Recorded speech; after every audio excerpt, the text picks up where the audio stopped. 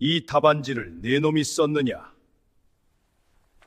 왕의 목소리가 편전을 가득 채웠습니다. 무릎을 꿇은 자는 장원급 제자가 아니었습니다. 집신회 때 묻은 무명옷을 걸친 이름도 없는 머슴이었습니다. 대체 어떻게 된 일일까요? 대박 야담TV의 이야기가 계속될 수 있도록 구독과 좋아요로 응원의 마음을 보태주세요.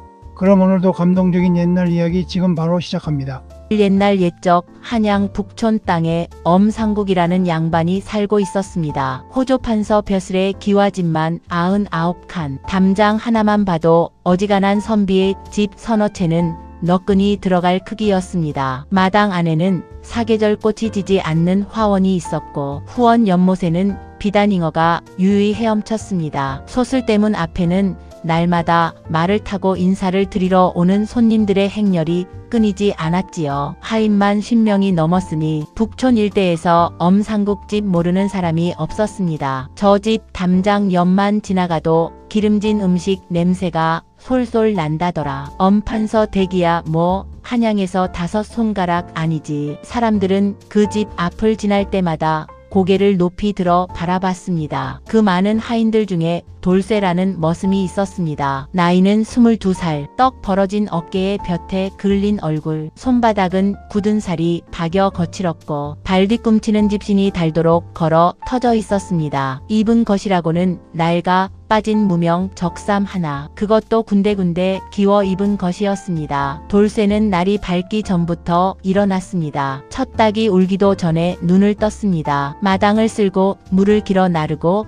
장작을 패고 말에 여물을 먹이는 것이 하루 일과였습니다. 끼니는 하루 2번, 보리밥에 된장국 한 그릇이 전부였지요. 그 집에서 돌쇠보다 부지런한 사람은 없었습니다. 그러나 아무도 돌쇠를 귀하게 여기지 않았습니다. 하루 일과가 끝나면 행랑채 구석방으로 돌아왔습니다. 다른 머슴들은 지쳐 쓰러져 코를 골았지만 돌쇠는 잠이 오지 않았습니다. 달빛이 마당에 스며드는 깊은 밤, 돌쇠는 행랑방 구석에 쪼그려 앉아 손가락으로 땅바닥에 글자를 그렸습니다. 이미 수백 번, 수천 번 써온 글자들이었지만 돌쇠는 매일 밤 그것을 되풀이했습니다. 어떤 날은 손가락이 아파서 무릎을 끌어안고 눈을 감기도 했습니다. 하지만 다음날 밤이면 또 그랬습니다. 이것이 돌쇠의 하루였습니다. 해가 뜨면 머슴, 달이 뜨면 또 다른 무언가. 돌쇠가 글을 처음 배운 것은 12살 때였습니다. 엄대감 집에서 한참 떨어진 골목 끝에 강훈장이라는 노인이 살았습니다. 등이 굽고 흰 수염이 무릎까지 내려오는 훈장 어른이었지요. 나이가 얼마인지 아무도 몰랐습니다. 물어보면 그저 허웃기만 했습니다. 강훈장은 마을에서 유일하게 글방을 운영했지만 워낙 가난한 동네라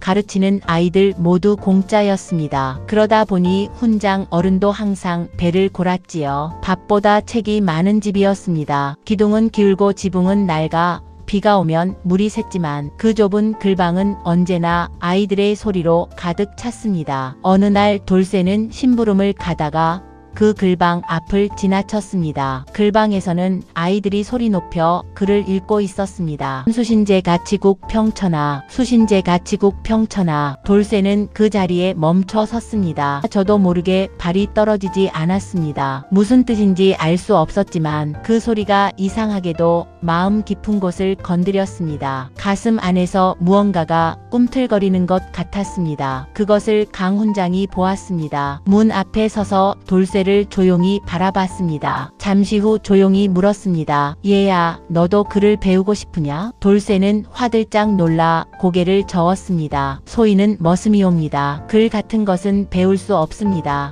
허허, 글자가 양반 것이더냐? 하늘이 내려준 것이지.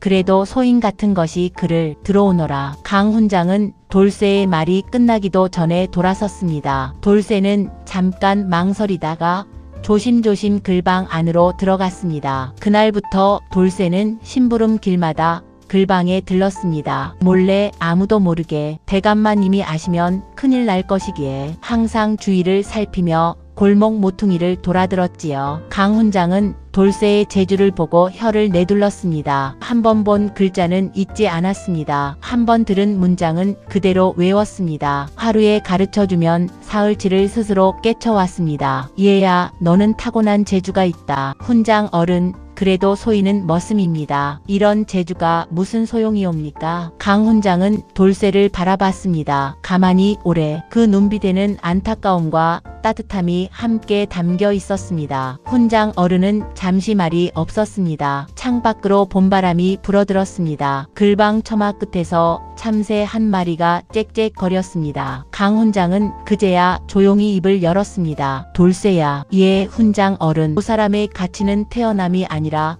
살아감에 있느니라. 돌쇠는 그 말의 뜻을 그때는 몰랐습니다. 무슨 말씀이신지 언젠가 알게 될 날이 오느니라. 그날을 위해 배움을 멈추지 말아라. 강 훈장은 그로부터 3년 뒤 세상을 떠났습니다. 봄이 막 시작되던 날이었습니다. 돌쇠는 훈장 어른의 묘에 혼자 찾아가 절을 올리고 한동안 그 앞에 앉아 있었습니다. 아무 말도 없이 눈물만 흘렸습니다. 그리고 그날 밤부터 혼자 공부를 이어갔습니다. 대감집 헛간 구석에 쌓인 낡은 책들을 몰래 꺼내어 달빛 아래 혼자 읽고 또 읽었습니다. 아무도 시키지 않았습니다. 아무도 알아주지 않았습니다. 과거를 볼 수 있는 처지도 아니었습니다. 그러나 돌쇠는 멈추지 않았습니다. 멈추지 않아야 하는 이유는 몰랐지만 그것만큼은 분명히 알았습니다. 사람의 가치는 태어남이 아니라 살아감에 있느니라. 그 말은 돌쇠의 가슴속 깊이 새겨져 있었습니다. 아직 그 말의 진짜 뜻을 알지 못한 채로 호조판서 엄상국에게는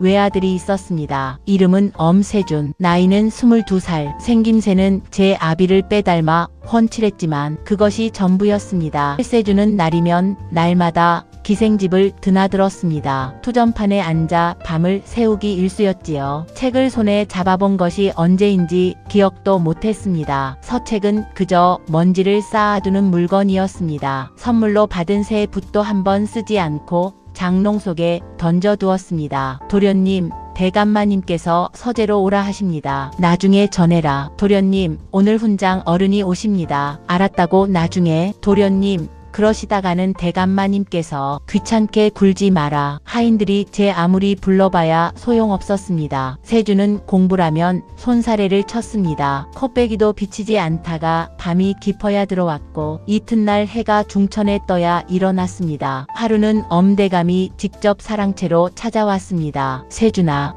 아버지. 세준이 화들짝 놀라 벌떡 일어났습니다. 엄대감의 눈빛이 사나웠습니다. 얼굴이 벌개질 만큼 화가 나 있었습니다. 이놈아, 과거 시험이 석 달 앞이다. 석 달. 내가 지금 무슨 짓을 하고 있느냐. 아버지, 저는. 닥쳐라. 엄대감은 책상 위에 놓인 투전패를 바닥에 쓸어버렸습니다. 패들이 방 안 사방으로 흩어졌습니다. 3대가 애써 이룬 가문이다. 내가 이것을 이어받으려면 벼슬이 있어야 한다. 벼슬을 받으려면 과거를 통과해야 하고 이 단순한 이치를 모르느냐. 이 멍청한 놈아. 죄송합니다, 아버지. 죄송하다고. 죄송하다는 소리는 귀에 딱지가 않도록 들었다. 제발 행동으로 보여라. 행동으로. 예, 아버지. 석 달 안에 공부해서 합격하거라. 그러지 못하면 내 너를 아들로 여기지 않겠다. 엄대감은 옷자락을 휘날리며 사랑채를 나갔습니다. 쿵 하고 문이 닫혔습니다. 세주는 한참을 멍하니 앉아 있었습니다. 방 안은 쏟아진 투전패로 어수선했습니다. 세주는 그 패들을 하나씩 주워 올리다가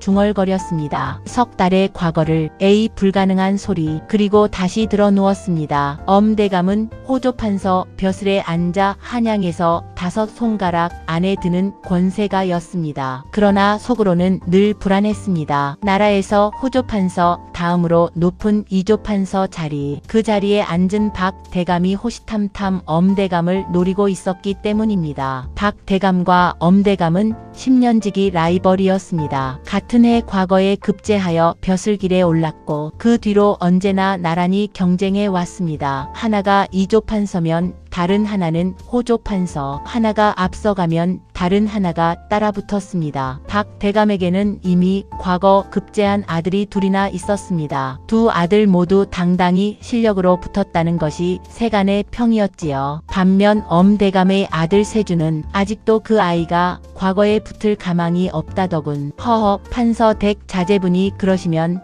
면목이 없으시겠어. 쉿, 조용히. 북촌 양반들 사이에서 수군거리는 소리가 엄대감 귀에까지 들어왔습니다. 엄대감은 그 소리 하나하나가 비수처럼 꽂혔습니다. 밤에 홀로 사랑채에 앉아있으면 그 말들이 머릿속을 맴돌았습니다. 가문의 체면, 박 대감에 대한 경쟁심, 늙어가는 자신의 뒤를 이을 아들, 세준이 이번 과거에 장원 급제를 해야 한다. 반드시. 한편 돌쇠는 그날도 마당을 쓸고 있었습니다. 빗자루가 지날 때마다 먼지가 일었습니다. 봄 햇살이 마당에 가득했습니다. 옆에서 막동이가 빗자루를 들고 끙끙거렸습니다. 막동이는 돌쇠보다 2살 아래인 19살, 뻘뚱뻘뚱 살이 오른 얼굴에 눈이 유독 크고 동그란 아이였습니다. 이 집에서 함께 자란 동료이자 돌쇠가 유일하게 편하게 말을 나누는 벗이었지요. 돌쇠 형, 오늘 도련님 또 사랑채에서 혼났다던데? 그래, 형은 어떻게 그렇게 말이 없어? 궁금하지도 않아? 궁금해서 뭐해? 우리 할 일이나 하자. 막동이는 빗자루를 세워놓고 돌쇠를 바라봤습니다. 두 눈이 반짝였습니다. 형, 있잖아. 나 진짜 궁금한 게 있는데. 뭔데? 형이 밤마다 뭘 하는지. 달빛 있을 때마다 땅바닥에 뭘 그리잖아. 나 몰래 봤어. 글자야? 그거? 돌쇠의 손이 잠깐 멈췄습니다. 그냥이 뭐야? 형 혹시 글 아는 거야? 닥쳐. 일이나 해. 막동이는 입을 삐죽거렸습니다. 알았어. 비밀이야. 비밀. 누가 물어봐도 나는 모른다고 할게. 그 말 끝에 막동이가 작게 덧붙였습니다. 근데 형, 나는 알고 있거든. 돌쇠는 그 말에 고개를 돌렸습니다. 막동이가 씩 웃었습니다. 헛간에서 책 꺼내가는 거 봤어. 그냥 모른 척한 거야. 형이 들키면 안 될 것 같아서. 돌쇠는 한동안 막동이를 바라봤습니다. 그리고 말없이 다시 빗자루질을 시작했습니다. 하지만 표정이 조금 부드러워졌습니다. 그 무렵 엄대감은 훈장을 3명이나 불렀지만 세준의 공부는 나아지지 않았습니다. 첫 번째 훈장이 한 달 만에 포기하고 나갔습니다. 도저히 가르칠 수 없는 상황이오이다 하고 고개를 절레절레 흔들며 두 번째 훈장은 보름 만에 나갔습니다. 도련님께서 수업 중 잠만 주무시니 라며 쩔쩔맸습니다. 세 번째 훈장은 이름 높은 선비였습니다. 보수를 2배로 올려줬지만 일주일을 버티다 나갔습니다. 나갈 때 이렇게 말했습니다. 대감마님,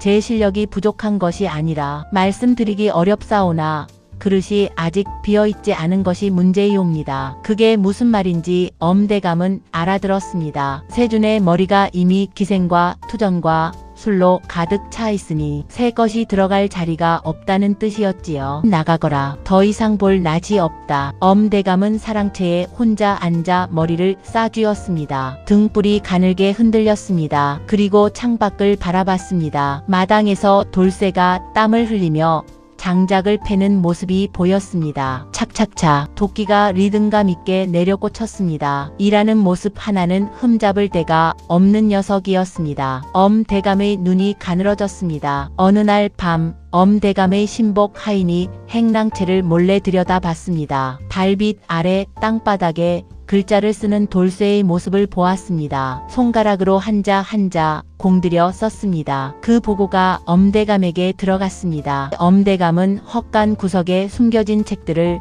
직접 꺼내어 살폈습니다. 사서 삼경부터 역사서까지 나라시를 논한 문집까지 낡은 책들이었지만 모두 꺼내어 읽은 흔적이 역력했습니다. 손때가 묻은 곳에 동그라미가 그려져 있거나 모퉁이가 살짝 접혀 있었습니다. 엄대감은 한참 동안 그 책들을 바라봤습니다. 그리고 천천히 미소를 지었습니다. 기가 막힌 생각이 떠올랐습니다. 과거 시험을 2달 앞둔 어느 날 저녁이었습니다. 하늘이 누렇게 물들고 저녁 밥 짓는 연기가 담장 너머로 피어오를 무렵이었습니다. 대감마님 사랑채에서 돌쇠를 찾는 소리가 들려왔습니다. 돌쇠, 대감마님께서 부르신다. 돌쇠는 잠깐 멈칫했습니다. 대감이 머슴을 직접 부르는 일은 흔치 않았습니다. 아니, 한 번도 없었다 해도 과언이 아니었습니다. 심부름 하나를 시키더라도 중간 하인을 거치는 법인데 직접 부른다니 심상치 않은 일이었습니다. 돌쇠는 손을 옷에 닦고 사랑채로 향했습니다. 걸으면서 가슴이 두근거렸습니다. 무슨 일인지 짐작이 가지 않았습니다. 사랑채 문이 열렸습니다.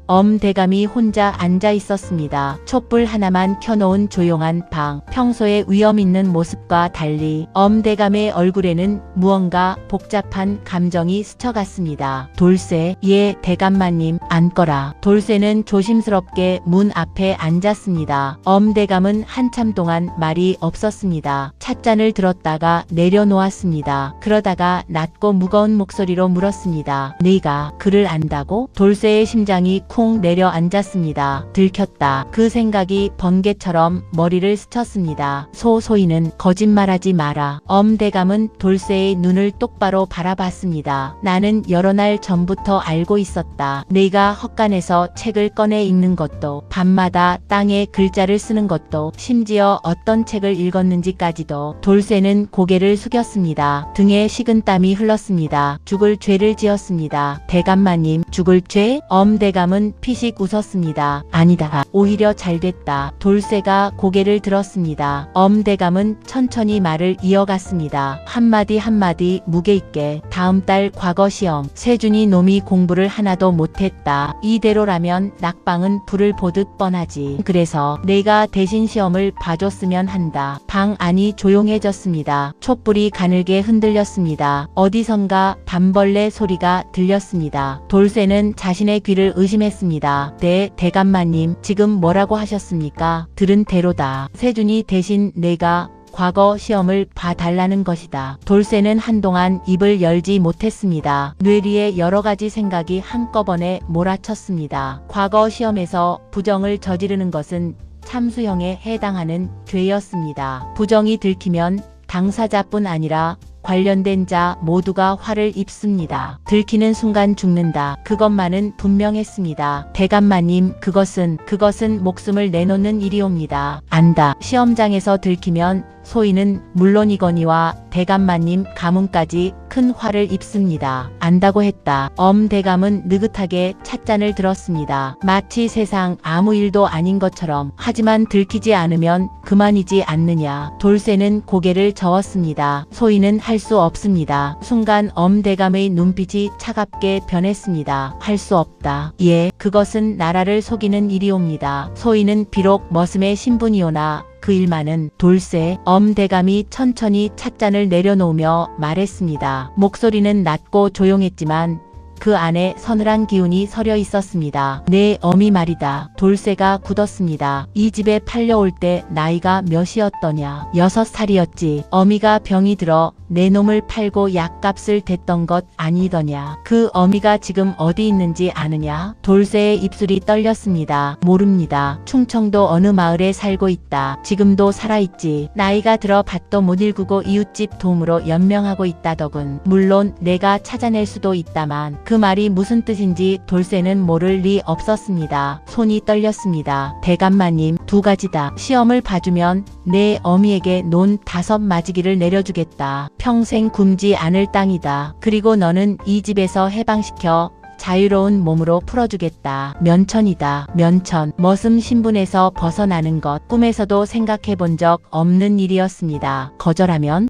대감은 대답하지 않았습니다. 그 침묵이 모든 것을 말해줬습니다. 돌쇠는 행랑 방으로 돌아왔습니다. 막동이는 이미 코를 골며 자고 있었습니다. 촛불 하나 없는 어두운 방. 달빛이 창살 사이로 가늘게 들어왔습니다. 돌쇠는 잠들 수가 없었습니다. 등을 대고 누웠다가 옆으로 돌아 눕기를 반복했습니다. 천장을 바라봤습니다. 부정이다. 나라를 속이는 일이다. 그것은 분명했습니다. 하지만 머릿속에는 어미의 얼굴이 떠올랐습니다. 6살에 헤어진 어미. 돌쇠를 팔 때 엉엉 울고 그리고 또 울었던 어미. 그 울음소리가 아직도 귀에 생생했습니다. 16년이 지났는데도 어미가 살아있다. 논 5 마직이면 평생 굶지 않는다. 돌쇠는 눈을 감았습니다. 강훈장의 목소리가 들려오는 것 같았습니다. 사람의 가치는 태어남이 아니라 살아감에 있느니라. 살아감. 그렇다면 이것은 어떻게 사는 것인가? 두려움에 굴복하는 것도 삶인가? 어미를 위해 옳지 않은 일을 하는 것도 삶인가? 돌쇠는 밤새 그 물음을 붙들고 씨름했습니다. 사흘이 지났습니다. 사흘 동안 돌쇠는 밥도 제대로 먹지 못했습니다. 막동이가 걱정스럽게 물었지만 아무 말도 하지 않았습니다. 그리고 사흘째 되던 날, 돌쇠는 사랑채 앞에 다시 섰습니다. 대감마님, 한 가지 조건이 있습니다. 대감이 눈썹을 치켜 올렸습니다. 시험이 끝나면 저를 이 집에서 내보내 주십시오. 어미에게 논 5 마지기를 주겠다는 약속도 반드시 지켜주십시오. 그리고 이 일은 죽어도 비밀로 하겠습니다. 대감의 입가에 미소가 번졌습니다. 원하는 답을 들은 얼굴이었습니다. 그래, 약속하마. 돌쇠는 고개를 숙였습니다. 마음 한편이 무거웠습니다. 무거운데 다른 길이 없었습니다. 그런데 대감마님, 뭐냐? 소인이 시험을 보면 돌쇠는 잠깐 망설였습니다. 진짜로 장원 급제를 할 수도 있습니다. 대감은 잠시 돌쇠를 바라보다가 호탕하게 웃었습니다. 허허, 이놈 봐라. 건방진 소리를 하는구나. 죄송합니다. 괜찮다. 장원이면 더 좋지 않겠느냐. 돌쇠는 고개를 숙인 채 물러났습니다. 마음 어딘가가 아팠습니다. 이 재주를 이렇게 써야 하는 것인가. 강훈장이 보셨다면 뭐라고 하셨을까. 과거 시험 전날 밤이었습니다. 대감은 세준의 이름표와 도장이 찍힌 증명패를 돌쇠에게 건넸습니다. 내일 이것을 가지고 시험장에 들어가거라. 세준으로 들어가는 것이다. 알아듣겠느냐? 예, 대감마님. 복장은 이것으로 입어라. 도련님 옷에서 비슷한 것을 골랐다. 새 도포와 갓이 건네졌습니다. 명주실로 짠 도포였습니다. 살짝 손에 닿기만 해도 그 부드러움이 느껴졌습니다. 돌쇠는 그것을 받아들었습니다. 세상에 태어나 처음으로 손에 쥐어보는 양반 옷이었습니다. 이것을 입어도 되는 것인가? 자신 같은 사람이 입어도 되는 것인가? 그리고 대감이 덧붙였습니다. 시험장에서는 절대 눈에 띄지 마라. 쓸 것만 쓰고 조용히 나와라. 알아들었느냐? 예, 말 한마디 잘못해도 다 끝장이다. 알겠습니다. 그날 밤 돌쇠는 다시 한번 온갖 책을 머릿속에서 펼쳤습니다. 사서삼경을 처음부터 끝까지, 역대 제왕들의 치세와 실정, 나라를 다스리는 방책, 그 모든 것이 돌쇠의 머릿속에 선명하게 새겨져 있었습니다. 하나도 빠진 것이 없었습니다. 10년 공부가 허사가 아니었습니다. 새벽 닭이 울었습니다. 돌쇠는 일어나 새 도포를 입었습니다. 도포끈을 묶고 갓을 썼습니다. 거울 속에 낯선 사람이 서 있었습니다. 머슴이 아니었습니다. 당당한 선비의 모습이었습니다. 돌쇠는 잠깐 그 모습을 바라봤습니다. 그리고 문을 열고 걸어 나갔습니다. 가겠습니다. 어둠 속에서 막동이의 목소리가 들렸습니다. 막동이는 잠든 척하고 있었지만 사실 깨어 있었습니다. 형, 잘 다녀와. 작고 조용한 목소리였습니다. 돌쇠는 뒤를 돌아보지 않았습니다. 한 발 한 발 되돌아올 수 없는 길이었습니다. 새벽 안개가 골목을 가득 채웠습니다. 한양의 아침이 시작되고 있었습니다. 닭 우는 소리, 우물 깃는 소리, 어디선가 아이 우는 소리. 돌쇠는 그 소리들 사이를 걸었습니다. 발걸음은 무거웠지만 멈추지 않았습니다. 과거 시험장은 성균관 앞 넓은 뜰이었습니다. 이른 아침부터 수백 명의 선비들이 모여들었습니다. 각자 먹과 붓을 챙겨들고 정렬했습니다. 여기저기서 경들이 짧게 소리를 내어 글을 외우는 소리가 들렸습니다. 서로 눈치를 보며 긴장한 표정들이었습니다. 돌쇠는 군중 속에 섰습니다. 주위를 둘러봤습니다. 갓을 쓰고 도포를 입은 선비들이 가득했습니다. 저마다 오래 공부해온 것이 티가 났습니다. 손에 잔뜩 먹이 든 붓, 몇 번이고 깎은 흔적이 있는 연필, 달아빠진 서책을 끝까지 놓지 못하고 들여다보는 이도 있었습니다. 그때 돌쇠 옆에 누군가가 와서 섰습니다. 나이는 돌쇠보다 서너 살 많아 보이는 청년. 도포는 입었지만 곳곳이 낡아 있었습니다. 소매 끝이 헤어져 있었고 갓도 낡았습니다. 그러나 눈빛만은 또렷하고 맑았습니다. 창백한 얼굴에 눈 밑엔 밤새 공부한 흔적이 역력했습니다. 그가 돌쇠에게 짧게 고개를 숙였습니다. 처음 보는 얼굴이구려. 이번이 첫 번이요? 돌쇠는 잠깐 망설였습니다. 예, 나는 최수재라 하오. 고향은 전주요. 이번이 네 번째 시험이요. 네 번이나 번번이 낙방하였지요.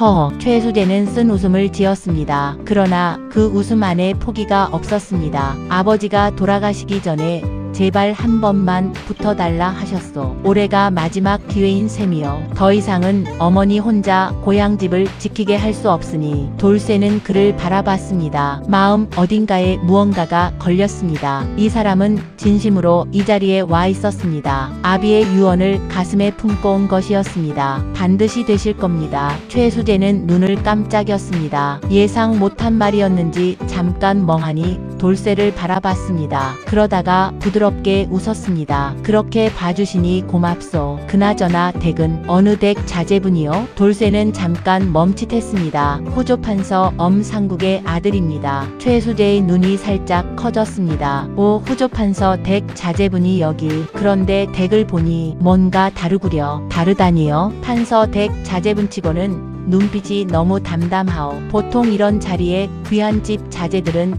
자신만만하거나 긴장해서 어쩔 줄 모르거나 둘 중 하나인데 댁은 그냥 고요하오. 돌쇠는 아무 말도 하지 않았습니다. 그때 시험 시작을 알리는 북소리가 울렸습니다. 두 사람은 각자 자리를 잡고 앉았습니다. 돌쇠는 앞에 펼쳐진 빈 종이를 바라봤습니다. 이 한 장이 모든 것을 결정한다. 붓을 집어들었습니다. 먹을 찍었습니다. 그리고 썼습니다. 돌쇠의 손이 멈추지 않았습니다. 문제를 본 순간 답이 물밀듯 쏟아졌습니다. 어릴 때부터 읽고 또 읽은 책들의 구절이 줄줄이 흘러나왔습니다. 문제는 이러했습니다. 나라를 다스리는 방책을 논하라. 돌쇠는 잠시 눈을 감았습니다. 깊게 숨을 들이쉬었습니다. 그리고 붓을 잡았습니다. 가장 먼저 붓 끝에 담은 것은 백성이었습니다. 나라란 무엇인가? 왕이 있고 벼슬아치가 있고 그 모두를 떠받드는 백성이 있다. 그런데 지금 이 나라에서 가장 많고 가장 중요한 백성들의 삶은 어떠한가? 돌쇠는 썼습니다. 직접 본 것을 썼습니다. 장터에서 세금을 못 내어 우는 농부를 봤습니다. 병든 어미를 두고 돈을 구하러 헤매는 아이를 봤습니다. 가진 것을 빼앗겨 맨손으로 쫓겨나는 과부를 봤습니다. 머슴으로 살면서 눈에 담아온 것들이었습니다. 역대 왕들의 치세를 살폈습니다. 어진 왕이 백성을 잘 다스렸을 때와 그렇지 못했을 때의 차이를 하나씩 짚었습니다. 같은 땅, 같은 백성이지만 위에서 어떻게 다스렸느냐에 따라 백성의 삶이 하늘과 땅만큼 달라졌습니다. 그 다음 지금 나라가 안고 있는 문제를 써내려 갔습니다. 백성들이 굶주리는 이유는 무엇인가? 세금이 불공평하게 거치는 이유는 무엇인가? 지방 관리들이 부패하는 이유는 무엇인가? 그리고 하나씩 해결책을 제시했습니다. 균역법 개정으로 군포의 부담을 줄일 것, 부자와 가난한 자가 같은 세금을 내는 불합리를 고칠 것, 지방 수령의 임기를 늘려 민생을 살필 시간을 줄 것, 임기가 짧으면 관리가 뿌리를 내리지 못하고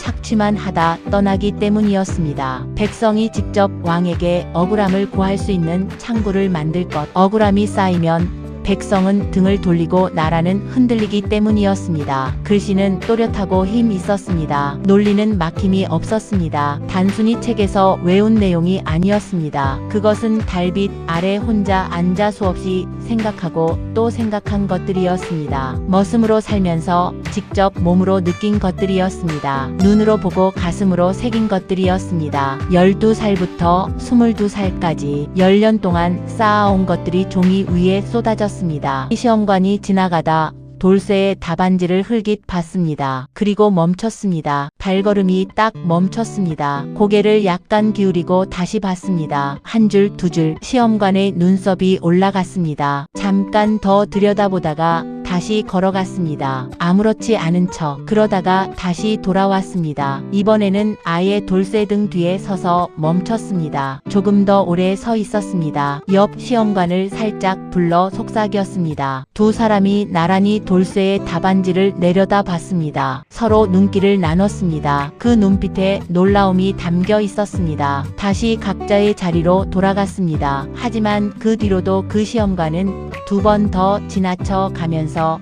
돌쇠 쪽을 봤습니다. 돌쇠는 알아챘지만 고개를 숙이고 쓰기만 했습니다. 최수재도 열심이었습니다. 붓을 들고 오랫동안 생각에 잠겼다가 천천히 쓰기 시작했습니다. 신중했습니다. 한 글자 한 글자 공을 들였습니다. 지운 흔적도 없고 서두른 흔적도 없었습니다. 아버지의 유언을 가슴에 품고 온 그 마음이 글씨 속에도 담겨 있었습니다. 돌쇠는 가끔 최수재를 흘깃 봤습니다. 저 사람은 진심으로 이 자리에 있다. 정말로 자격이 있는 사람이다. 그 생각이 들 때마다 돌쇠의 마음 한편이 무거워졌습니다. 나는 이 자리에 있어서는 안 되는 사람인데. 그러나 붓은 멈추지 않았습니다. 이미 시작한 일이었습니다. 시험이 끝날 무렵이었습니다. 북소리가 울렸습니다. 수백 명의 선비들이 일제히 붓을 내려놓았습니다.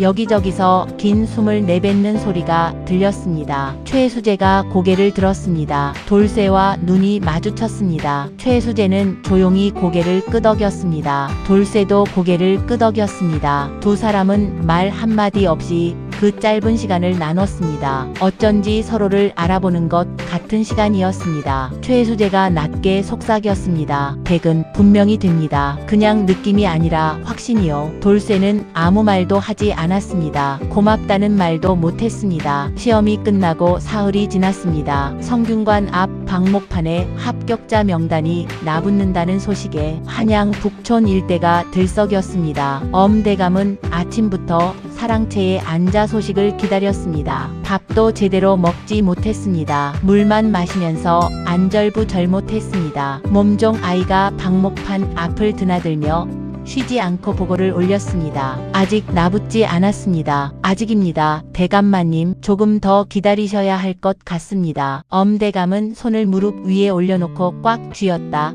폈다를 반복했습니다. 그러다가 대감마님, 방이 나붙었습니다. 몸종이 다름질쳐 들어왔습니다. 뭐라고 쓰였느냐. 몸종이 숨을 헐떡이며 외쳤습니다. 장원이옵니다. 엄세준, 장원이라 적혀 있습니다.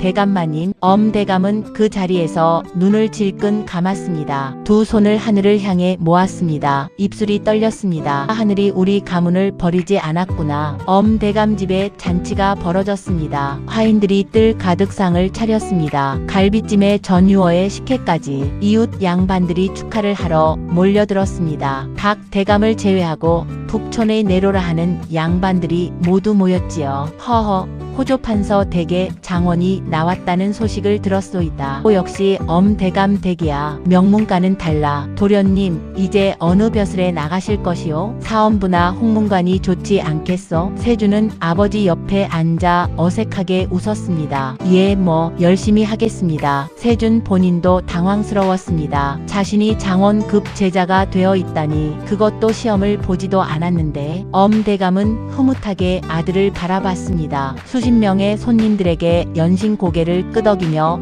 환한 미소를 지었습니다. 모든 것이 완벽해 보였습니다. 그러나 행랑채에서 돌쇠는 혼자였습니다. 잔치상 한 구석에 남은 음식들이 들어왔지만 돌쇠는 젓가락을 들지 않았습니다. 갈비찜 냄새가 방 안까지 배어들었습니다. 막동이가 옆에 앉으며 물었습니다. 돌쇠 형, 왜 그래? 도련님 장원이라는데 같이 기뻐해야지. 그래, 이제 형도 면천 받고 나가는 거야. 대감마님이 약속하셨다며? 돌쇠는 대답하지 않았습니다. 창밖에서 풍악 소리가 들려왔습니다. 흥겨운 소리였습니다. 그 소리가 돌쇠에게는 이상하게 멀게 들렸습니다. 막동이가 조심스럽게 물었습니다. 형, 정말로 면천 받아서 나가는 거야? 형, 어디 가면 소희는 어떻게? 그 말에 돌쇠는 막동이를 바라봤습니다. 막동이는 빈 밥그릇을 내려다보며 눈물을 참고 있었습니다. 막동아, 응, 걱정하지 마. 잘 될 거야. 막동이는 고개를 끄덕였습니다. 하지만 믿는 것인지 아닌지 알 수 없는 표정이었습니다. 장원 급제 발표 열흘 후였습니다. 왕은 새로운 과거 급제자들을 편전으로 불러들였습니다. 급제자들이 왕 앞에 엎드렸습니다. 허리를 구부리고 이마를 바닥에 붙였습니다. 이것이 왕을 처음 아련하는 신하들의 예였습니다. 왕은 장원 급제자의 답안지를 직접 받아들었습니다. 그것이 관례였습니다. 장원 급제자의 답안지는 왕이 직접 읽고 치하하는 것이 나라의 법도였지요. 왕은 천천히 답안지를 펼쳤습니다. 읽기 시작했습니다. 처음에는 그저 흐뭇한 표정이었습니다. 그런데 한 장을 넘길 무렵부터 왕의 표정이 달라졌습니다. 눈썹이 미세하게 모였습니다. 입술이 잠깐 움직였습니다. 2장, 3장. 왕의 눈이 점점 빠르게 움직였습니다. 마지막 장에서 멈췄습니다. 오래 바라봤습니다. 편전 안이 고요했습니다. 급제자들은 이마를 바닥에 붙인 채 왕의 말을 기다렸습니다. 좌우의 신하들도 조용히 왕을 살폈습니다. 마지막 장을 덮었을 때 왕은 한동안 아무 말도 하지 않았습니다. 편전 안이 숨소리 하나 없이 고요했습니다. 왕이 입을 열었습니다. 엄세준, 예, 전하. 세준이 이마를 바닥에 붙이며 엎드렸습니다. 등에 땀이 배기 시작했습니다. 이 답안지를 내가 썼느냐? 예, 전하. 왕은 답안지를 다시 한번 내려다 봤습니다. 그리고 천천히 조용히 물었습니다. 여기 적힌 내용 중에 세금 불균형의 해결책으로 제시한 방안이 있다. 균역법 개정안이다. 이것을 스스로 생각해냈느냐? 세준의 얼굴에 식은땀이 흘렀습니다. 균역법이 뭔지 세준은 몰랐습니다. 들어본 적도 없었습니다. 예, 전하. 그렇다면 답해보거라. 균역법의 핵심 취지가 무엇이냐? 세준의 입에서 소리가 나오지 않았습니다. 왕은 기다렸습니다. 아무 말도 하지 않고 기다렸습니다. 편전 안이 조용해졌습니다. 10초가 지났습니다. 20초가 지났습니다. 30초가 지났습니다. 세준은 고개를 더 깊이 숙였습니다. 이마가 바닥에 닿을 것 같았습니다. 왕은 천천히 고개를 들었습니다. 도승지, 예, 전하. 이 답안지를 이조 판서에게 전하여라. 자세히 살펴보라. 일러라. 예, 전하. 왕은 아무 말도 하지 않았습니다. 더 묻지 않았습니다. 처벌도 내리지 않았습니다. 하지만 그 눈빛이 모든 것을 말하고 있었습니다. 나는 알고 있다. 소식은 빠르게 퍼졌습니다. 왕께서 장원 급제 답안지를 이조 판서에게 넘겼다더군. 이조 판서라면 박 대감 아니요? 그렇지. 엄 대감의 라이벌 아니겠어. 심상치 않은 일이야. 설마 부정이라도 있었던 거요? 쉿. 그런 소리는 조심해야지. 박 대감은 답안지를 밤새 들여다봤습니다. 읽고 또 읽었습니다. 옆에 앉힌 학자에게도 보였습니다. 학자는 답안지를 보더니 고개를 천천히 가로저었습니다. 대감, 이것은 말해보게. 이 글은 수십 년 공부한 선비가 쓴 수준이 아닙니다. 더 정확히는 공부만 한 선비가 쓸 수 없는 글입니다. 살아온 이야기가 담겨 있습니다. 실제로 가난을 본 사람, 실제로 억울함을 당한 사람의 눈으로 쓴 글입니다. 박 대감은 그 말을 가슴에 새겼습니다. 다음날 아침 박 대감은 왕에게 아뢰었습니다. 전하, 신이 이 답안지를 살펴보사온데 이것은 범상치 않은 글입니다. 수십 년 공부한 선비도 쓰기 어려운 내용이 담겨 있습니다. 그리고 엄세준은 그동안 공부를 소홀히 하였다는 소문이 자자합니다. 이 답안지를 과연 그가 썼는지 의심이 가옵니다. 왕은 고개를 끄덕였습니다. 계속하라. 전하, 답안지를 쓴 자의 필체를 분석하였사온데 이 필체는 유독 독특한 특징이 있습니다. 오른쪽 획이 강하고 마침표를 찍는 버릇이 있습니다. 이 글씨를 쓴 자를 찾아낼 수 있을 것이옵니다. 왕의 눈빛이 빛났습니다. 찾아라. 반드시. 박 대감의 소아들이 움직이기 시작했습니다. 시험장에 있었던 시험관들을 불렀습니다. 시험 당일 장원급 제자의 주변에 있었던 사람들을 찾았습니다. 그리고 그 이름이 나왔습니다. 최수재. 그 자리에 최수재라는 자가 장원 급제자 옆에 앉아 있었습니다. 최수재가 박 대감 앞에 불려왔습니다. 박 대감은 최수재를 천천히 살펴봤습니다. 낡은 도포, 허름한 갓, 그러나 흔들리지 않는 눈빛. 자네가 시험 당일 장원 급제자 옆에 앉았다고? 예, 대감. 그 자가 어떠하였느냐? 최수재는 잠깐 망설였습니다. 그리고 말했습니다. 대감, 그 자는 보통 사람이 아니었습니다. 붓을 잡는 순간부터 멈추지 않았습니다. 시험 시간이 끝날 때까지 조금도 쉬지 않고 써내려 갔습니다. 그러면서도 흔들림이 없었습니다. 소희는 옆에서 보면서 저도 모르게 압도되었습니다. 마치 오래 담아뒀던 것을 쏟아내는 것 같았습니다. 그 자의 얼굴을 기억하느냐? 예. 박 대감은 엄세준의 얼굴을 그린 작은 그림을 꺼내 내밀었습니다. 이 자인가? 최수재는 그 그림을 오래 바라봤습니다. 그리고 고개를 저었습니다. 아니었습니다. 박 대감은 무릎을 탁 쳤습니다. 아니었다고? 예, 대감. 분명히 다른 얼굴이었습니다. 박 대감은 왕에게 보고했습니다. 전하, 시험장 증인의 진술에 따르면 장원 급제 답안지는 엄세준이 쓴 것이 아닐 가능성이 높습니다. 왕은 눈을 잠시 감았습니다. 엄상국에게는 아직 알리지 말라. 예, 전하. 그리고 진짜로 답안지를 쓴 자를 찾아라. 반드시. 박 대감은 물러났습니다. 그 사이 엄대감은 들뜬 기분을 가라앉히고 있었습니다. 왕이 답안지를 이조 판서에게 넘겼다는 소식이 들어왔을 때 엄대감은 처음에는 대수롭지 않게 여겼습니다. 설마 아무리 뒤져봐도 들킬 리 없다. 돌쇠가 훌륭하게 썼지만 엄세준의 이름으로 들어갔으니 필체를 바꾸라고도 일러뒀다. 증거가 없다. 하지만 며칠이 지나자 불안해졌습니다. 박 대감이 움직이고 있다는 소식이 들어왔습니다. 그놈 돌쇠는 어디 있느냐? 하인이 대답했습니다. 예, 여전히 행랑채에 있습니다. 잘 감시하고 있거라. 그놈이 아무데도 나가지 못하게 해. 예, 대감마님. 엄대감은 고개를 들어 창밖을 바라봤습니다. 마당에 봄 햇살이 가득했습니다. 하지만 엄대감의 눈에는 그것이 들어오지 않았습니다. 약속을 지킬 생각이 없었습니다. 돌쇠를 내보냈다가 나중에 그 입이 문제가 될 수도 있었습니다. 차라리 저놈을 없애버리는 것이. 엄대감은 고개를 저었습니다. 아직은 아니다. 지금 당장 그랬다가 더 의심을 살 수도 있다. 박 대감의 수하가 엄대감 집으로 들이닥쳤습니다. 전하의 명으로 행랑채 머슴 돌쇠를 데려가겠소이다. 엄대감이 버텼습니다. 무슨 근거로 내 집 하인을 데려간단 말이오? 내 집 하인이 과거 시험과 무슨 상관이란 말이오? 과거 시험 부정 혐의로 조사가 필요합니다. 대감. 내 아들이 장원 급제를 했는데 부정이라니 당치도 않은 소리. 대감, 왕명이옵니다. 왕명. 그 두 글자 앞에 엄대감은 더 이상 버틸 수 없었습니다. 주먹을 꽉 쥐었다가 풀었습니다. 알았어. 돌쇠가 포박되어 끌려갔습니다. 막동이는 그 모습을 뜰 구석에서 바라봤습니다. 눈에서 눈물이 흘렀습니다. 뛰어나가고 싶었지만 발이 떨어지지 않았습니다. 형. 박 대감은 돌쇠를 직접 취조했습니다. 네가 엄세준을 사칭하여 과거에 들어갔느냐? 예. 혼자 저지른 일이냐?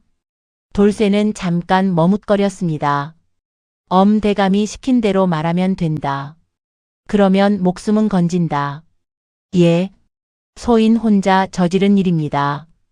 박 대감은 돌쇠를 찬찬히 바라봤습니다. 혼자 어떻게 증명패를 구했느냐? 훔쳤습니다. 엄대감이 몰랐다는 말이냐? 예. 박 대감은 한동안 침묵했습니다. 그 눈빛이 돌쇠를 꿰뚫었습니다. 좋다. 감옥으로 보내라. 감옥은 어두웠습니다. 돌쇠는 차가운 바닥에 앉았습니다. 쇠창살 너머로 희미한 불빛이 새어 들어왔습니다. 어딘가에서 빗물 새는 소리가 들렸습니다. 다른 죄인들의 신음소리도 들렸습니다. 박 대감의 눈빛을 생각했습니다. 저 양반은 안다. 다 알고 있다. 그럼에도 일단 기다리고 있는 것이다. 돌쇠는 두 무릎을 끌어안고 앉았습니다. 한편 엄대감 집에서는 발 빠른 작업이 진행되고 있었습니다. 엄대감은 신복을 불렀습니다. 최수재라는 자를 찾아가거라. 예, 대감마님. 그 자가 증인으로 나서지 못하도록 해라. 돈이 필요하면 얼마든지 써라. 얼마나 쓰면 되겠습니까? 이 정도면 되겠느냐. 은자 꾸러미가 탁자 위에 놓였습니다. 신복의 눈이 커졌습니다. 꽤 큰 금액이었습니다. 그리고 엄대감이 차갑게 덧붙였습니다. 돈이 통하지 않으면 알아서 해라. 예, 알겠습니다. 신복이 물러났습니다. 그 밤 최수재의 집에 두 사람이 찾아왔습니다. 문을 두드렸습니다. 최수재 양반, 드릴 말씀이 있습니다. 최수재가 문을 열었습니다. 두 사람이 들어서더니 탁자 위에 은자 꾸러미를 놓았습니다. 이조판서 댁에서 증인으로 나서지 않으시면 좋겠습니다. 이 정도면 당분간 편히 지내실 수 있을 것입니다. 최수재는 그 돈 꾸러미를 바라봤습니다. 오랫동안 바라봤습니다. 사내 중 하나가 덧붙였습니다. 고향에 어머니가 계시다고요? 어머니도 평안히 지내셔야 할 텐데. 그 말은 협박이었습니다. 최수재의 얼굴이 굳었습니다. 그리고 돈 꾸러미를 밀어냈습니다. 돌아가시오. 최수재 양반, 이 돈이면 돌아가라고 했소. 두 사람이 서로 눈길을 주고받았습니다. 그러다가 돈 꾸러미를 집어들고 나갔습니다. 문이 닫혔습니다. 최수재는 혼자 방에 앉아 한참을 생각했습니다. 그 자, 시험장에서 옆에 앉았던 자, 호조판서 댁 자제라고 했지만 그 눈빛은 달랐다. 귀한 집에서 안락하게 자란 사람의 눈빛이 아니었다. 삶에서 무언가를 오래 참아온 사람의 눈빛이었다. 그 자가 지금 옥에 갇혀 있다. 최수재는 입술을 깨물었습니다. 그리고 일어났습니다. 밖으로 나갔습니다. 향할 곳은 이조판서 박 대감의 집이었습니다. 밤이었지만 발걸음은 빠르고 확고했습니다. 이틀 뒤 엄대감의 신복이 돌아왔습니다. 대감마님, 최수재가 결국 이조판서 댁에 진술서를 제출했다 합니다. 엄대감은 주먹으로 탁자를 쳤습니다. 그놈이 감히, 그놈이 어머니도 있다더니 겁도 없이. 어떻게 하겠습니까, 대감마님? 엄대감은 이를 악물었습니다. 눈을 가늘게 뜨고 생각했습니다.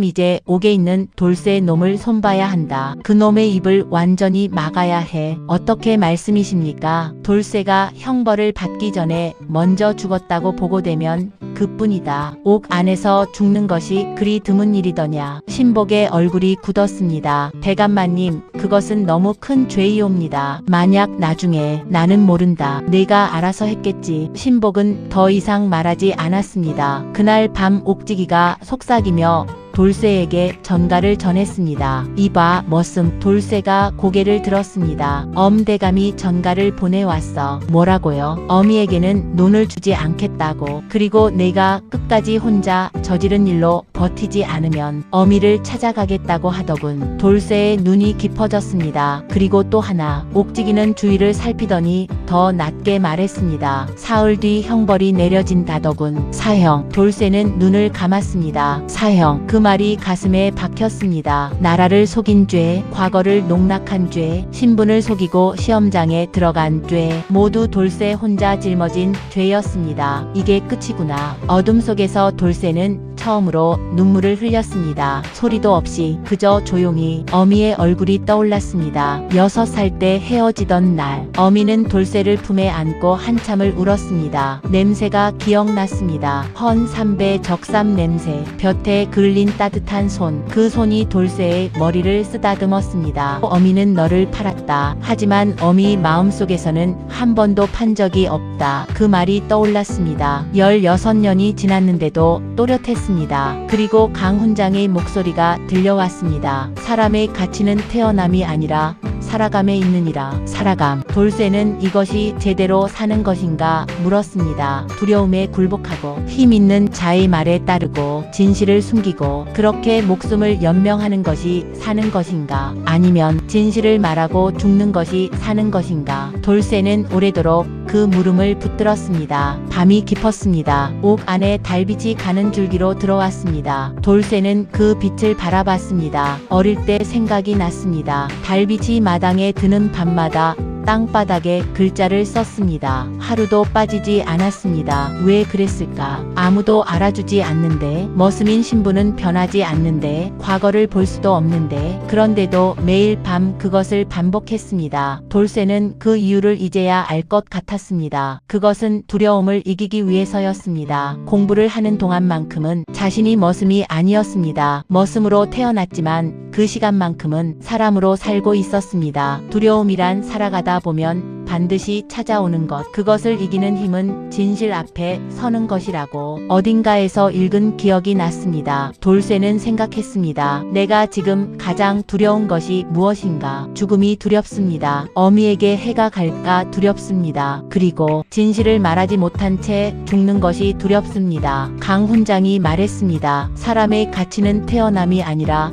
살아감에 있느니라. 살아감. 돌쇠는 천천히 고개를 들었습니다. 나는 머슴으로 태어났습니다. 그것은 바꿀 수 없습니다. 하지만 어떻게 살아갈지는 내가 정할 수 있습니다. 진실을 말하면 죽을 수도 있습니다. 하지만 진실을 숨기고 죽으면 그것은 진정으로 죽는 것입니다. 나는 머슴으로 태어났지만 비겁하게 살고 싶지는 않습니다. 그 생각이 자리를 잡자 이상하게도 마음이 가벼워졌습니다. 두려움이 사라진 것이 아니었습니다. 두려움보다 더 큰 무언가가 생겨난 것이었습니다. 돌쇠는 눈물을 닦았습니다. 그리고 옥지기를 불렀습니다. 이봐요. 왜 왕에게 직소를 할 수 있어? 격쟁이라도. 옥지기가 비웃었습니다. 격쟁? 머슴놈이 말도 안 되는 소리 하고 있네. 죽기 전에 잠이나 자라고. 부탁이요. 방법이 있을 것이요. 옥지기는 핀잔을 주고 돌아갔습니다. 돌쇠는 다시 어둠 속에 앉았습니다. 그래도 마음은 전보다 가벼웠습니다. 그때였습니다. 쇠창 너머로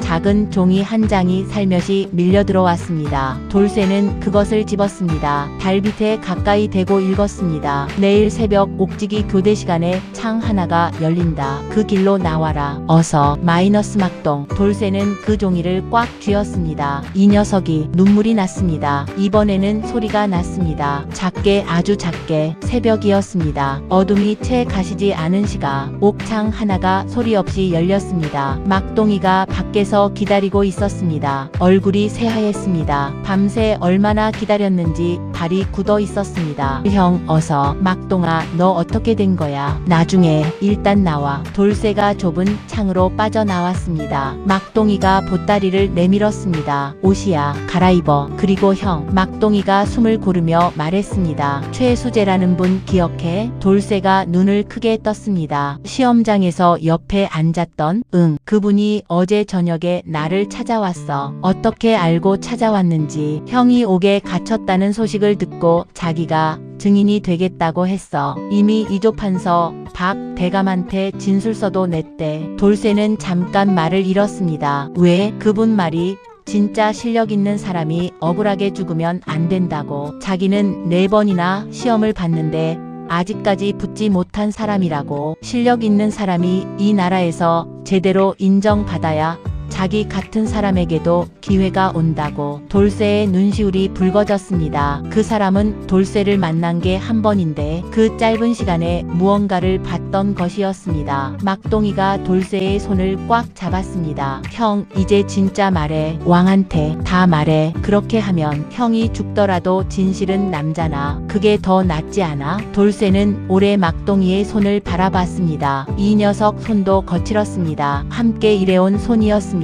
고맙다, 막동아. 형이 잘 되면 그걸로 됐어. 막동이의 눈에 눈물이 고였습니다. 이번에는 참지 않았습니다. 돌쇠는 고개를 끄덕이고 골목을 나섰습니다. 오늘 전하의 행차가 남쪽 문을 통한다는 소문이 있었습니다. 막동이가 어디선가 구해온 작은 꽹과리가 손에 들려 있었습니다. 이제 알겠습니다. 이제 모든 것을 걸겠습니다. 죽더라도 진실을 말하고 죽겠습니다. 왕의 행차가 시작되었습니다. 들었습니다. 웅장한 의장대가 거리를 지나갔습니다. 삼엄한 호위 군사들이 앞뒤로 늘어섰습니다. 백성들이 길가에 엎드렸습니다. 말 발굽 소리가 땅을 울렸습니다. 그 군중 속에 돌쇠가 서 있었습니다. 행차가 가까워졌습니다. 말 발굽 소리가 더 커졌습니다. 땅이 진동했습니다. 돌쇠는 숨을 크게 들이쉬었습니다. 강훈장의 얼굴이 떠올랐습니다. 사람의 가치는 태어남이 아니라 살아감에 있느니라. 그리고 꽹과리를 쳤습니다. 쩡! 행차가 멈췄습니다. 호위 군사들이 달려들었습니다. 이놈 감히. 군사들이 돌쇠의 팔을 잡았습니다. 전하께 고할 말이 있습니다. 과거 시험 부정에 대한 진실이옵니다. 가마가 잠시 흔들렸습니다. 그리고 안에서 목소리가 들렸습니다. 데려오너라. 돌쇠는 왕 앞에 무릎을 꿇었습니다. 행차를 멈추고 인근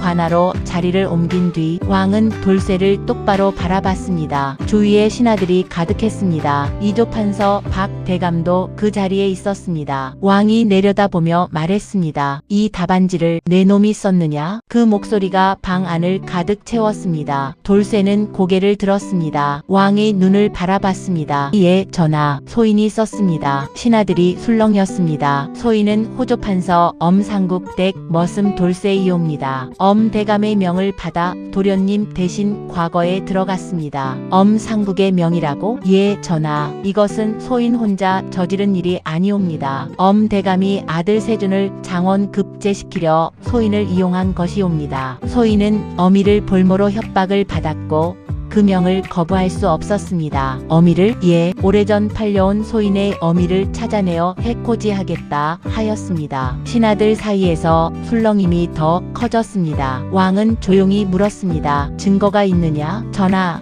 시험장에서 소인 옆에 앉았던 최수재라는 분이 소인의 얼굴을 기억하고 있습니다. 그리고 돌쇠는 잠깐 멈췄다가 말을 이었습니다. 소인이 지금 이 자리에서 직접 쓰겠습니다. 같은 문제를 다시 내려주시면 소인이 같은 답을 써내겠습니다. 왕이 눈빛을 빛냈습니다. 대담한 자로구나. 즉시 붓과 종이가 준비되었습니다. 돌쇠는 무릎을 꿇은 채 종이를 받아들었습니다. 같은 문제가 내려왔습니다. 나라를 다스리는 방책을 논하라. 돌쇠는 붓을 들었습니다. 신하들이 모두 숨을 죽이고 바라봤습니다. 박 대감도 눈을 가늘게 뜨고 바라봤습니다. 왕도 앉아서 지켜봤습니다. 돌쇠의 손이 움직이기 시작했습니다. 멈추지 않았습니다. 한자도 망설임 없이 줄줄이 써내려 갔습니다. 한 장이 끝났습니다. 두 장이 끝났습니다. 왕은 그 자리에서 쓰여지는 답안지를 받아 읽기 시작했습니다. 세 장이 끝났습니다. 돌쇠는 붓을 내려놓았습니다. 다 썼습니다. 왕은 마지막 장까지 읽었습니다. 그리고 오래도록 침묵했습니다. 방 안이 쥐죽은 듯 고요해졌습니다. 왕이 천천히 입을 열었습니다. 이 글씨와 이 내용이 왕은 장원 급제 답안지와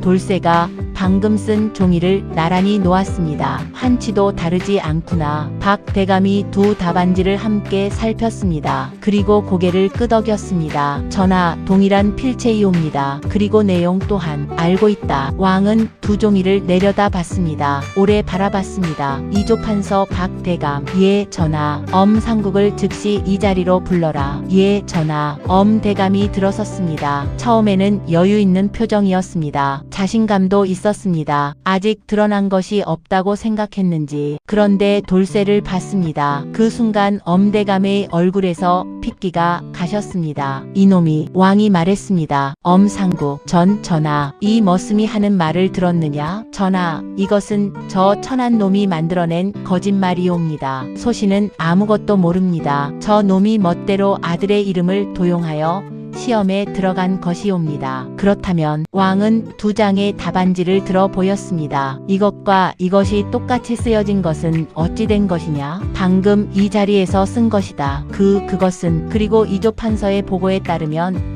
시험장 증인의 진술도 있다. 최수재라는 자가 당일 옆에 앉아 있었으며 장원급 제자의 얼굴이 세준과 달랐다고 했다. 엄대감이 휘청거렸습니다. 전하, 그것은 기억의 착오이옵니다. 엄상국. 왕의 목소리가 낮아졌습니다. 차갑고 단호했습니다. 나는 아직 분노하지 않았다. 그러나 지금 이 자리에서 거짓을 고하면 그때는 다를 것이다. 한 번만 더 기회를 주겠다. 모두 사실이냐? 엄대감의 무릎이 떨렸습니다. 주위의 신하들의 눈이 모두 자신에게 쏠려 있었습니다. 도와줄 사람이 없었습니다. 신복들은 밖에 있었고 아들은 이 자리에 없었습니다. 한참의 침묵 끝에 엄대감이 천천히 무릎을 꿇었습니다. 사실이옵니다. 전하, 방 안에 파장이 일었습니다. 여기저기서 숨을 들이쉬는 소리가 들렸습니다. 신이 죽을 죄를 지었나이다. 왕의 목소리가 단호하게 울렸습니다. 호조판서 엄상국은 나라의 근본인 과거 제도를 농락하고 왕을 기만한 죄를 범하였다. 이는 용서할 수 없는 대죄이니라. 전하, 자비를 베풀어 주시옵소서. 신은 그저 아들을 위해 들어라. 왕의 목소리가 더 낮아졌습니다. 아비된 자가 자식에게 줄 수 있는 가장 큰 것이 무엇이냐? 재산이냐? 벼슬이냐? 아니다. 바르게 사는 법이다. 그것을 가르치지 못하고 오히려 부정을 가르쳤으니 그 자식 또한 이로 인해 망하는 것이다. 엄대감은 고개를 더 깊이 숙였습니다. 엄상국의 벼슬을 즉시 박탈하고 재산을 몰수하라. 아들 엄세주는 장원급제를 취소하고 한양에서 추방하라. 곤장 100대를 치고 관복을 벗겨라. 전하, 집행하라. 그날로 엄대감의 집에는 포졸들이 들이닥쳤습니다. 기와집 99칸에 봉쇄 표시가 붙었습니다. 하인들이 뿔뿔이 흩어졌습니다. 후원 연못의 비단잉어는 그날도 유유히 헤엄쳤지만 이미 주인이 없었습니다. 엄대감은 관복을 벗기고 끌려 나왔습니다. 곤장이 내려쳤습니다. 1대, 2대, 10대가 지나자 엄대감은 소리를 질렀습니다. 50대가 지나자 소리도 없이 축 늘어졌습니다. 100대가 끝날 무렵 만신창이가 된 몸으로 거리로 내쳐졌습니다. 어제까지 고개를 숙이던 사람들이 이제는 외면했습니다. 어제까지 집을 드나들며 아첨하던 양반들이 등을 돌렸습니다. 한 푼만 주시오. 배가 고픕니다. 거리에서 허리를 구부리고 동량을 구하는 그에게 지나가던 사람들은 눈길도 주지 않았습니다. 한양 북촌 최고의 권세가가 하루아침에 거지가 된 것입니다. 탐욕이 부른 참담한 결말이었습니다. 아들 엄세주는 짐을 싸서 한양을 떠났습니다. 떠나는 길에 세주는 처음으로 통곡했습니다. 아버지가 왜 이런 일을 그제서야 알았습니다. 아버지 덕에 누린 모든 것이 사라졌습니다. 아버지 탓에 미래도 사라졌습니다. 부정으로 얻은 것은 결국 부정으로 무너졌습니다. 세주는 한양 성문을 나서며 뒤를 돌아봤습니다. 기와집 지붕들이 보였습니다. 그 중에 자신이 살던 집도 있을 텐데 이제 그 집은 남의 것이 되었습니다. 세주는 고개를 돌렸습니다. 그리고 다시는 뒤를 돌아보지 않았습니다. 이제 왕은 돌쇠를 바라봤습니다. 이 머슴, 예, 전하. 돌쇠는 바닥에 엎드린 채 대답했습니다. 고개를 들어라. 돌쇠가 천천히 고개를 들었습니다. 왕은 그 눈을 바라봤습니다. 오래 바라봤습니다. 그 눈 속에 있는 것을 읽는 것 같았습니다. 두려움과 담담함이 함께 있는 눈이었습니다. 내가 이 답안지를 썼다. 그것만은 사실이지? 예, 전하. 이 답안지를 보고 나는 처음 생각하였다. 이런 글을 쓸 수 있는 자라면 이미 훌륭한 선비가 되어 있어야 할 것이라고. 어디서 글을 배웠느냐? 마을 훈장에게 배웠습니다. 소인이 12살 때 돌아가신 강훈장 어른이옵니다. 그 뒤로는 혼자 공부했습니다. 대감댁 헛간에 쌓인 책들을 밤마다 꺼내어 읽었습니다. 왕은 잠시 말이 없었습니다. 내 신분이 머슴이라 하였다. 예, 전하. 과거에 들어간 것은 죄다. 부정은 죄다. 그것은 분명하다. 예, 전하. 벌을 받겠습니다. 하오나. 왕이 잠시 멈추었다가 말을 이었습니다. 나라를 다스리는 것은 가문이 아니요 재능과 덕이니라. 이 답안지 속에는 진정으로 백성을 생각하는 마음이 담겨 있었다. 공부만 한 선비의 글이 아니라 살아온 사람의 글이었다. 그 마음이 진짜라면 왕은 천천히 고개를 들었습니다. 내 신분이 무슨 소용이냐. 방 안이 고요해졌습니다. 이조판서. 예, 전하. 특명을 내린다. 이 자의 신분을 오늘부로 면천하라. 그리고 특별 과거를 시행하여 정식으로 시험을 보게 하라. 신하들이 술렁였습니다. 전하, 선례가 없는 일이옵니다. 내가 만들면 선례가 되는 법이다. 왕은 다시 돌쇠를 바라봤습니다. 이 나라에는 너 같은 사람들이 더 필요하다. 그동안 신분이라는 벽에 가려 묻혀버린 재능이 얼마나 많겠느냐. 이 나라는 그들을 너무 오래 버려뒀다. 돌쇠의 눈에서 눈물이 흘렀습니다. 소리도 없이 흔적도 없이 그저 조용히 강훈장의 얼굴이 떠올랐습니다. 사람의 가치는 태어남이 아니라 살아감에 있느니라. 이제 그 말의 뜻을 알았습니다. 그리고 돌쇠는 왕에게 깊이 엎드렸습니다. 전하의 은혜에 감사하옵니다. 그리고 왕이 덧붙였습니다. 최수제가 앞으로 나왔습니다. 예, 전하. 내가 두려움을 이기고 진실을 증언하였다. 돈에 흔들리지 않고 협박에 굴하지 않았다. 그것은 진정한 선비의 도리니라. 이번 과거에서 내 답안지를 다시 살펴보겠다. 최수제는 눈물을 삼켰습니다. 왕의 명으로 최수제의 답안지가 다시 검토되었습니다. 시험관들이 다시 모였습니다. 꼼꼼히 살폈습니다. 그 결과 최수제는 이번 과거에서 당당히 합격자 명단에 이름을 올렸습니다. 4번 만에 이룬 것이었습니다. 아버지의 유언을 지킨 것이었습니다. 세월이 흘렀습니다. 어느덧 3년이 지났습니다. 한양 북촌에 봄이 왔습니다. 벚꽃이 하얗게 날리는 어느 날 오후, 성균관 앞 방목판에 새 이름 하나가 나붙었습니다. 장원급제 강돌, 본관 충청 청주, 관복을 입은 청년이 방목판 앞에 섰습니다. 볕에 그을린 얼굴, 떡 벌어진 어깨, 손바닥은 여전히 굳은 살이 있었습니다. 그러나 눈빛만은 달랐습니다. 세상 무엇도 두렵지 않은 눈이었습니다. 옆에서 막동이가 코를 훌쩍거렸습니다. 형, 나 지금 우는 거 아니야. 알아. 근데 왜 눈물이 나는 거야? 돌쇠는 피식 웃었습니다. 우는 게 맞으니까. 막동이는 그 말에 울음을 터뜨렸습니다. 소리도 없이 어깨만 들썩였습니다. 이름은 강돌이라 했습니다. 강훈장의 성을 따서 왕이 직접 내려준 이름이었습니다. 처음 그 이름을 받았을 때 돌쇠는 한참 동안 아무 말도 못했습니다. 강훈장이 이 이름을 들으면 뭐라고 하실까? 잘됐구나. 그렇게 말씀하실 것 같았습니다. 충청도로 논 소식이 전해진 것은 한 달 전이었습니다. 왕이 직접 명하여 어미에게 논 10마지기를 내렸습니다.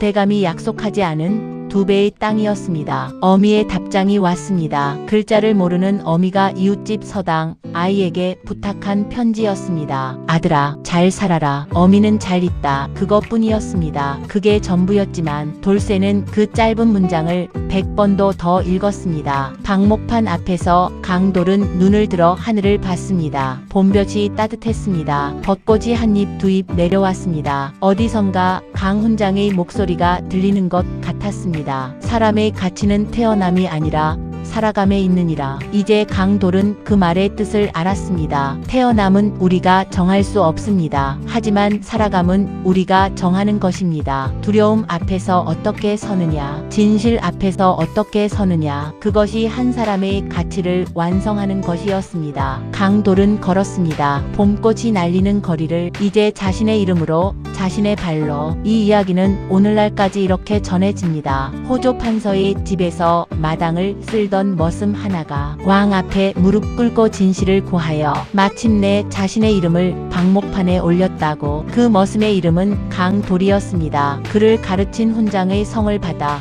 왕이 내려준 이름이었습니다. 탐욕은 아무리 높은 자리도 무너뜨리고 진실은 아무리 낮은 곳에서도 빛을 냅니다. 사람의 가치는 태어남이 아니라 살아감에 있습니다. 어떤 땅에 심겨졌느냐가 아니라 어떻게 뿌리를 내렸느냐가 한 사람의 삶을 완성하는 것이지요. 다음 영상을 빠르게 만나보시려면 좋아요와 구독을 눌러주세요. 지금 화면에 나오는 대박 야담 TV의 더 재미있는 영상들도 함께 해주세요. 그럼 모두 행복한 하루 보내세요. 감사합니다.